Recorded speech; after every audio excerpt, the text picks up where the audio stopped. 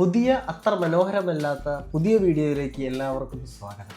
എന്തുകൊണ്ട് അത്ര മനോഹരമല്ല എന്ന് വെച്ച് കഴിഞ്ഞാൽ ഞങ്ങൾക്ക് എല്ലാവർക്കും അറിയാവുന്നതുപോലെ പരീക്ഷ നടന്നുകൊണ്ടിരിക്കുകയാണ്. പരീക്ഷ എപ്പോഴും ഒരു ജോക്കാവില്ലല്ലോ എന്നൊരു യാഥാർത്ഥ്യം ഞാൻ ആദ്യമേ പറയുന്നു. കുറേ നേരം നമ്മൾ പഠിച്ചു കഴിയുമ്പോൾ നമ്മൾ ആലോചിക്കുന്ന ഒരു ചിന്ത, അത് മാത്രമാണ് പറയാൻ ഞാൻ ഉദ്ദേശിക്കുന്നത്. അത് കഴിഞ്ഞിട്ട് ബാക്കി പരീക്ഷയുടെ പരിപാടികളൊക്കെ ആയിട്ട് പോകും. അപ്പോൾ എന്താണ് ആ ചിന്ത എന്ന് വെച്ച് കഴിഞ്ഞാൽ, കുറേ പഠിച്ചു കഴിയുമ്പോൾ നമ്മൾ വിചാരിക്കും, എന്ത് തേങ്ങയ്ക്കാണ് നമ്മൾ ഈ കഷ്ടപ്പെട്ടിരുന്ന് പഠിക്കണേ. ഇപ്പം എൻ്റെ കാര്യം പറയുകയാണെങ്കിൽ, നന്നായി പഠിച്ചാൽ ഭാവിയിൽ നല്ലൊരു ഡോക്ടറാവുന്നു. പക്ഷെ നന്നായി പഠിച്ചാലും നമ്മളെന്തോ എക്സ്പീരിയൻസ് ഇതിൽ നിന്നും, അതായത് നമ്മളായിട്ട് ഇറങ്ങി എന്തോ എക്സ്പീരിയൻസ് ഉണ്ടാക്കുന്നോ അത് നമ്മുടെ കരിയർ ഗ്രോത്തിന് അങ്ങനെ സഹായിക്കും ഒരുപാട്. അതല്ലാതെ ഈ കട്ടയ്ക്കിരുന്ന് ഈ തിയറി മുഴുവൻ പഠിച്ചിട്ട് എന്ത് കാണിക്കണമെന്ന് വെച്ചാൽ എനിക്കറിയാൻ പാടില്ല. അതിൻ്റെ കൂട്ടത്തിൽ ഞാൻ ചിന്തിക്കാറുള്ള കാര്യമാണ്, ഈ പഠിത്തം അവസാനിപ്പിച്ചിട്ട് വല്ല ബിസിനസ് തുടങ്ങാം അല്ലെങ്കിൽ അങ്ങനെ എന്തെങ്കിലും പരിപാടി ചെയ്താലോ എന്നുള്ളൊരു ആലോചന. കാരണം ഇത് എന്തോരാ പഠിക്കണേ, തീരണില്ല. ഇത് കിടക്കണുണ്ടില്ല പരീക്ഷയുടെ ഒരു വലിയ ലിസ്റ്റ്. തീരുന്നില്ല. നിങ്ങൾക്ക് ഇങ്ങനത്തെ ഒരു അവസ്ഥയൊക്കെ ഉണ്ടാവാറുണ്ട്? എനിക്ക് പരീക്ഷ എന്നൊക്കെ പറഞ്ഞു കഴിഞ്ഞാൽ ഒരു ട്രോമ പോലെ.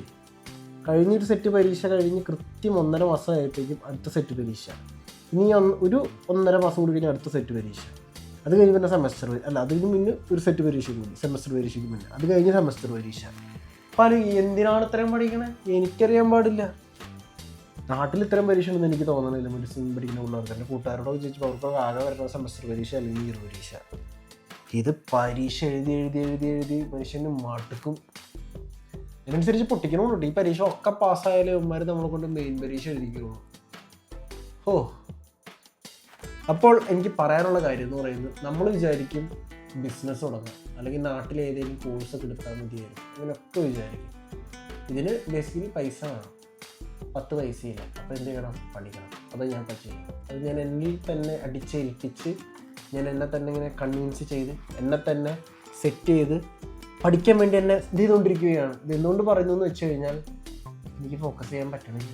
ഒരു 3-4 മണിക്കൂർ ഈ ഇരിപ്പിരിക്കണേ വട്ടായി തുടങ്ങി, എഴുതി വട്ടായി പ്രാന്തായി തുടങ്ങി. Thank you. നമുക്കിനി പരീക്ഷയുടെ എന്തെങ്കിലുമൊക്കെ മുന്നേ എന്തെങ്കിലും ഇൻട്രസ്റ്റിംഗ് ആയിട്ട് എന്തെങ്കിലുമൊക്കെ നടക്കുകയാണെങ്കിൽ കാണിച്ചു തരാം. എൻ്റെ അവസ്ഥ പരിതാപകരമാണ്. ഈ പരീക്ഷ തീരുന്നത് വരെ ഇതുകൂടി കഴിഞ്ഞ് കഴിഞ്ഞ ആഴ്ച 2 ഉണ്ടായിരുന്നു, മുന്നത്തെ ആഴ്ച 1 ഉണ്ടായിരുന്നു, വലിയ പ്രശ്നമില്ലായിരുന്നു. ഈ ആഴ്ച ഇപ്പോൾ 3 ഉണ്ടായി. ഇനിയിപ്പോൾ ഈ 1 കൂടി കഴിഞ്ഞ് കഴിഞ്ഞാൽ ഈ ഒരു സെറ്റ് പരീക്ഷകളെല്ലാം കഴിഞ്ഞു. പിന്നെ ഉണ്ട്, അത് പിന്നെ ഇത്തിരി കൂടി കഴിഞ്ഞിട്ടാണ്, കുഴപ്പമില്ല. പാടുള്ളവരൊക്കെ ഇപ്പോൾ കഴിഞ്ഞ് കഴിഞ്ഞാൽ പിന്നെ അവസാനം എളുപ്പമുള്ളവരായാലും നമ്മുടെ കയ്യിൽ നിന്നിട്ട് എഴുതാൻ പറ്റും.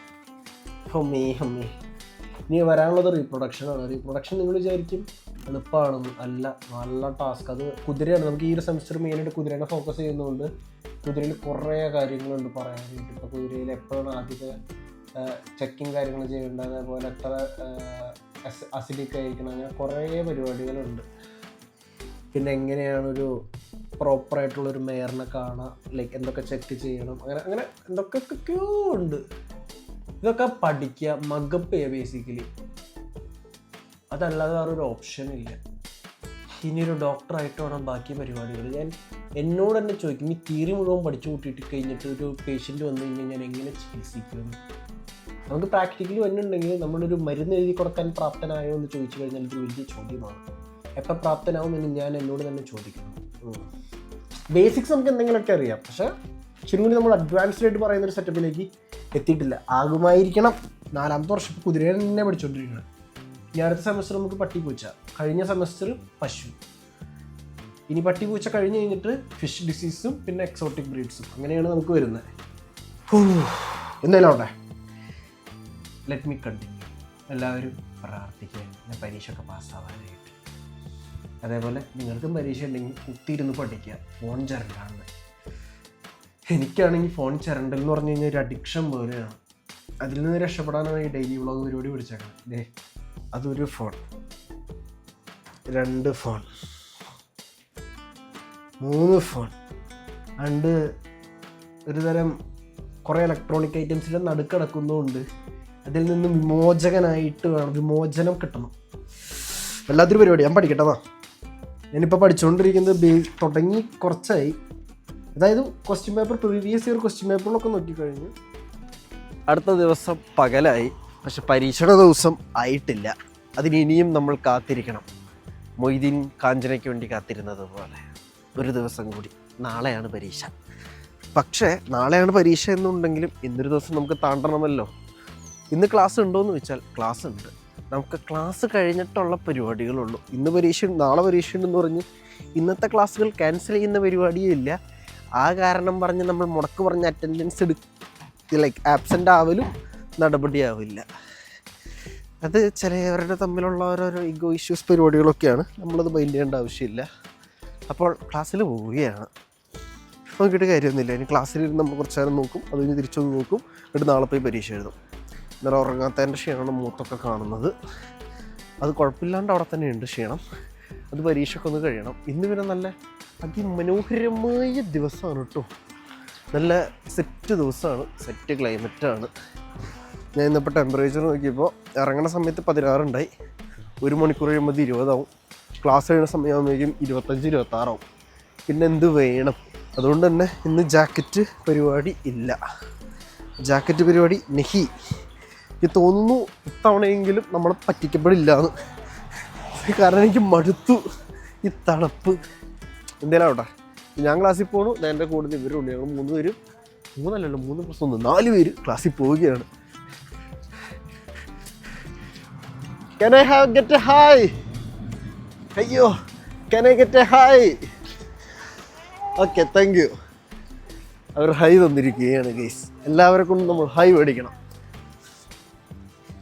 കാലത്തെ ഉറക്കത്തിൽ നിന്ന് എന്നിട്ടുണ്ട് നല്ല ക്ഷീണം. ആകെ 3-3.5 മണിക്കൂർ ഉറങ്ങിയേക്കണേ. കാലത്ത് 8 മണിക്ക് ക്ലാസ്. പക്ഷേ ഈ ക്ലൈമറ്റ് സെറ്റ്. അപ്പം ശരി.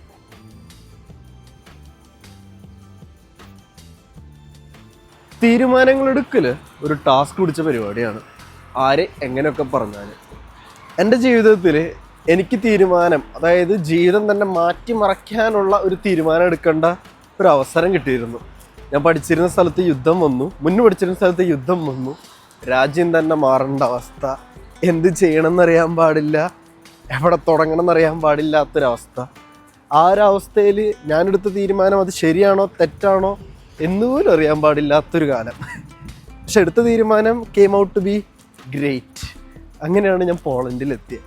അതും ആദ്യം എന്താ ചെയ്യേണ്ടതെന്ന് പോലും അറിയില്ലായിരുന്നു.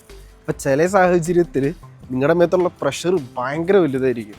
പക്ഷെ തീരുമാനം എടുക്കേണ്ട സാഹചര്യമാണെങ്കിൽ തീരുമാനം എടുക്കുക, അതിൽ സ്ട്രോങ് ആയിട്ട് നിൽക്കുക.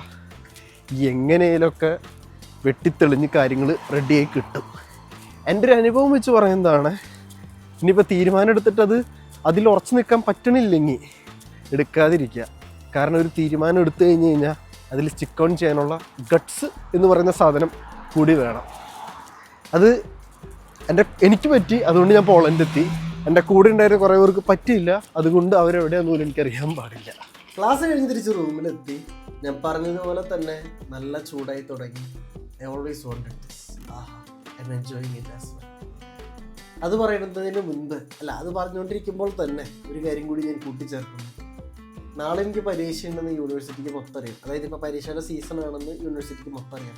എന്നിട്ടും ഇന്ന് ഞാൻ ക്ലാസ്സിൽ പോയിട്ട് ആ ദുഷ്ടനായ പ്രൊഫസർ ചോദിച്ചു ചോദ്യങ്ങൾ. എന്തിന്, ആർക്ക് വേണ്ടി അറിയില്ല. ഞാൻ പച്ചയ്ക്ക് പറഞ്ഞു എനിക്കറിയാൻ പാടില്ല.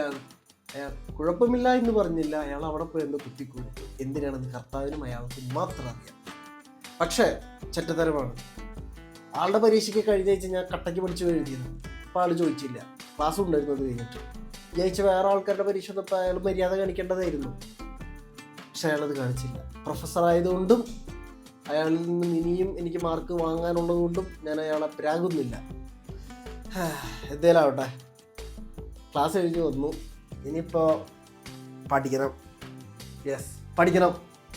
അതെ, വന്ന് കയറി ഇനിയിപ്പോൾ ഒരു 2 മണിക്കൂർ ഉറങ്ങും. അത് കഴിഞ്ഞിട്ട് ഞാൻ പഠിക്കാതിരിക്കുള്ളൂ. പക്ഷെ ഉറങ്ങുന്നതിന് മുന്നേ കഞ്ഞി കുടിക്കുന്നുണ്ട്. ഞാൻ ഇവിടെ ചോറ് വെള്ളത്തിലിട്ടിട്ടുണ്ട്. അതേപോലെ നമ്മുടെ ഇന്നത്തെ സ്പെഷ്യൽ കറി എന്ന് പറയുന്നത് പോർക്കാണ്. പൊറുക്ക് അത് ചൂടാക്കാൻ വെച്ചിട്ടുണ്ട്. അത് ചൂടാവട്ടെ. ഞാൻ ചൂടാക്കുമ്പോൾ കുറച്ച് പരമാവധി ലോ ഫ്ലെയിമിലിട്ടാണ് ചൂടാക്കാറ്. കാരണം ഒന്നും അറിയാൻ പാടില്ല. ലോ ഫ്ലെയിമിലിട്ടാണ് ചൂടാക്കാറ്. അപ്പം അത് കഴിഞ്ഞ് കഴിഞ്ഞാൽ കഴിക്കുക. പക്ഷെ അത് വെന്ത് കഴിഞ്ഞാൽ കഴിക്കുക. കഴിച്ച് കഴിഞ്ഞിട്ട് അടുത്ത പരിപാടി ഉറക്കം. അത് കഴിഞ്ഞിട്ട് പഠിത്തം. അത് കഴിഞ്ഞിട്ട് പിന്നെയും പഠിത്തം. ഇങ്ങനെ അവസാനം നാളെയാവും. നാളെ ആയി കഴിഞ്ഞ് കഴിഞ്ഞാൽ പരീക്ഷ എഴുതും. പിന്നെ ഒരാശ്വാസം. അപ്പം ശരി.